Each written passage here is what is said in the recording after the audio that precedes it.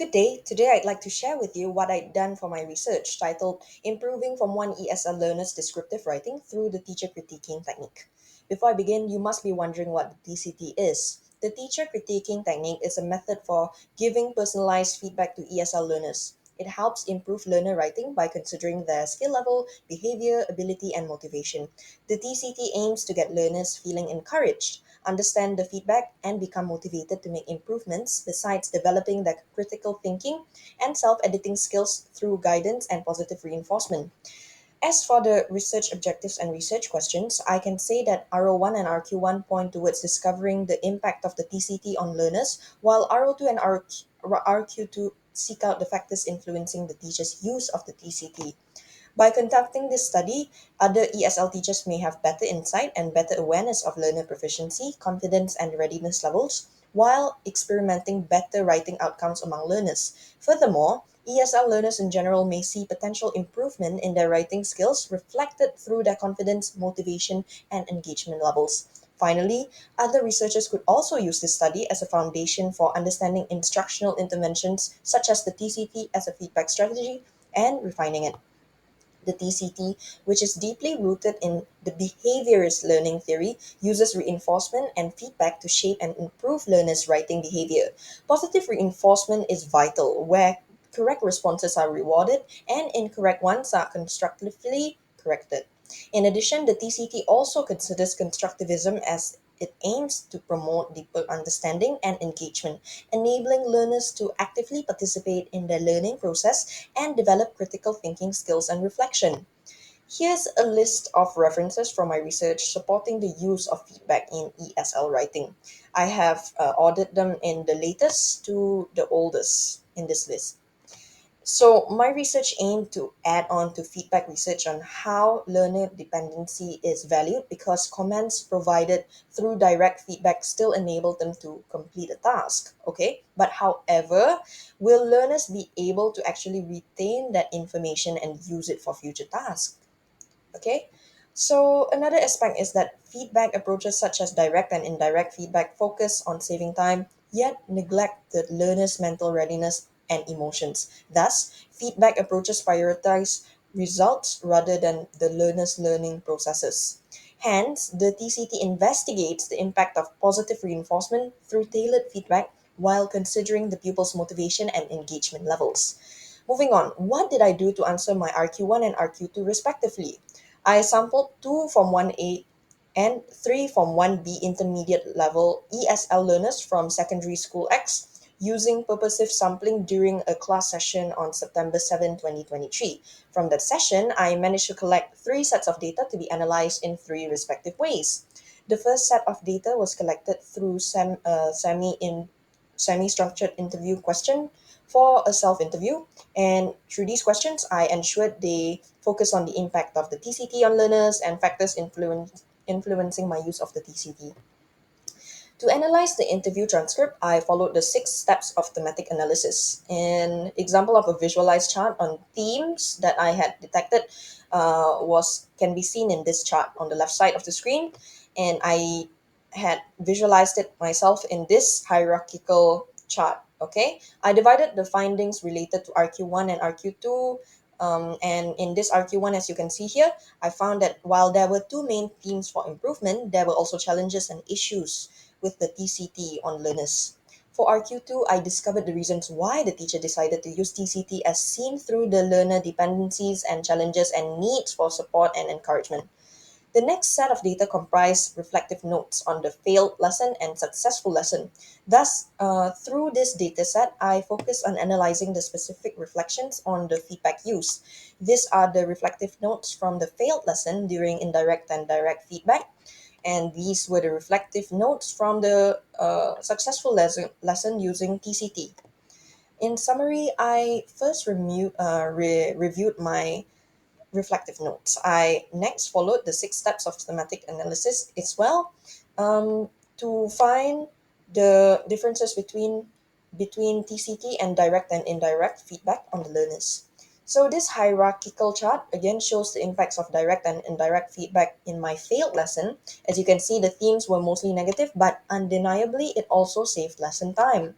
This second chart shows the impacts of the TCT in my successful lesson. As you can see, there was a substantial improvement.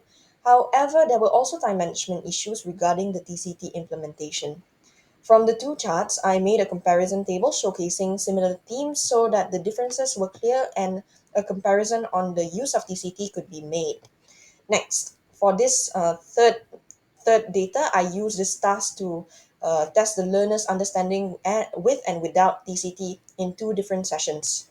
These examples of written direct and indirect feedback was seen through my pupils' writing, again taken from only the other mixed ability from one class, from 1B, with a similar proficiency level to from 1A, so that I could showcase the differences with and without the TCT being implemented. This was because in the failed lesson, the Form 1A learners could not produce any writing. These examples of the written TCT feedback can be also seen through these two pupils acquired through the successful class with Form 1A. And to analyze the collected learner work, I did the following. I came up with a qualitative rubric to evaluate learners' level of content, language, and organization, and then inserted them into two tables so that the differences could be observed. For the rubric, this is the rubric that I mentioned on CLO, and then these are the results. We can see the differences of their work evaluated by me. After analyzing and interpreting the three data sets, I now had my answers for RQ1 and RQ2. In answering how the implementation of the teacher critiquing technique by the ESL teacher influenced the teaching of descriptive writing and facilitated the learning outcomes for the ESL learners, we can see through the reflective notes that the TCT had increased active participation and critical thinking in writing tasks. Furthermore, the learners' written work showed an improved quality of relevant ideas and improved vocabulary and grammar. However, there were also challenges such as time constraints, as you can see there, and the learners required personalized support. Whereas the data from the semi-structured interview with the researcher revealed that the factors in which influenced the ESL teacher's decision to utilize the teacher critiquing technique in teaching descriptive writing. How? Okay, from this data, how issues stemming from the learner dependencies challenges faced by the learners and the need for support and encouragement for learners had influenced the teacher's decision to use the TCT. Moreover, through the implementation of TCT, positive changes could be observed through the aspects such as learner participation, understanding, and engagement. In reviewing the outcomes of the TCT, several positive impacts have emerged. Firstly, the TCT significantly improves the generation and development of ideas among learners. The TCT also enhances learner willingness to engage with the material and effectively retain knowledge. Furthermore, it fosters increased motivation and effort through supportive feedback. And however, it's important to note some challenges associated. Like I said, time consuming, it demands substantial resources, especially when we need to provide substantial feedback, personalized. Okay, next, teachers should, okay, for recommendations, teachers should assess learner comprehension, correct past mistakes, and consider the classroom environment when selecting feedback methods. Incorporating TCT elements can enhance understanding, engagement, and creativity. Researchers should explore the benefits of feedback in ESL writing, compare findings with similar studies, and investigate the TCT's application across different writing genres and skills, as well as with diverse sample groups to better understand its advantages and constraints.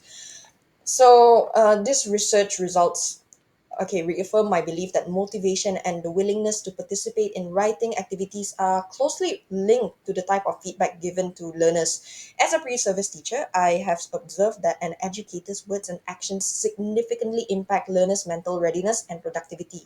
The TCT, based on constructivist and behaviorist theories, I believe effectively meets learners' needs. I believe that every learner has potential, and it is only the teacher's way that brings the best out of them, encouraging them to have engagement and participation in writing activities. So this leads to self-practice and long-term improvement in their writing skills. Thank you for listening, and feel free to ask me any questions if you have any.